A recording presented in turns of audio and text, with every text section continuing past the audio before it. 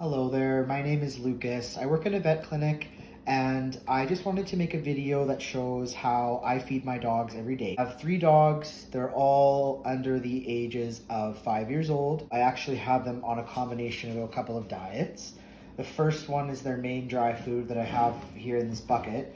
I do weigh out my food for the dogs every day in grams because I do find that that is definitely more accurate to do. So I just have a kitchen scale that I use, and I'll demonstrate by filling one of my dog's bowls here. So you just put an empty food bucket, and I happen to have all of them separated by color, just because it's nice. The 3 of them, they all kind of have different amounts, so I weigh them all out here. So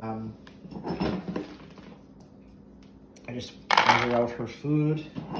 The reason I do this I like to do this in grams is because it gives me an exact amount every single day. Whereas obviously sometimes when you make a scoop, it might be different. It's just an extra step to do it, but it definitely keeps it accurate, especially if we're worried about weight control. So I weigh out approximately 60 grams of that. And then I also add this dry food. It's a dental diet, and it's also a Hill's prescription diet. So this is what this bag looks like. It's called TD Dental Care. The size of the kibble is quite large. So the sizes are quite a bit different. So they have to chew it a few times, and it helps keep plaque and tartar down in their mouth. So it kind of helps brush their teeth. So I just give them approximately 5, sometimes a bit more, because they are actually really nice to give as treats, as you can see. That's the amount that one of my dogs gets in a day, weighed out and just in a little food bucket. So the nice thing about that too is that means that whenever this bucket is empty, it means we either haven't fed them, or that's all, signals to my wife and I that we've both fed them either breakfast or supper. And if it's empty, then we've probably fed them both. It does come in a bigger size. This is the small breed form.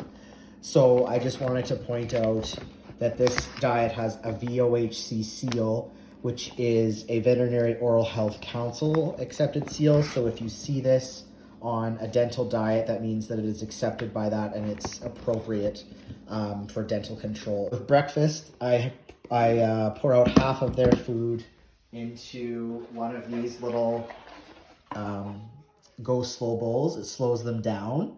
One of them has a little puzzle bowl that they get dry food in the morning.